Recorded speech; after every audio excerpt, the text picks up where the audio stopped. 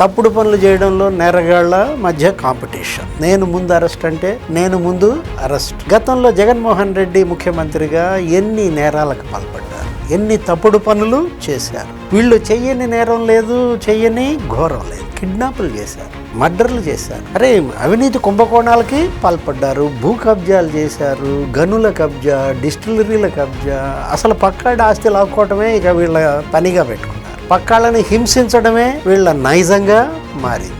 ఇప్పుడు ప్రభుత్వం మారింది. ఇప్పుడు కూటమి ప్రభుత్వం వేట. ఇప్పుడు దీన్ని ఎలా చూడాలా? మనం చూసాం మొదట ఒక 6 నెలలు వేట 1 సోషల్ సైకోల భరతం పట్టారు.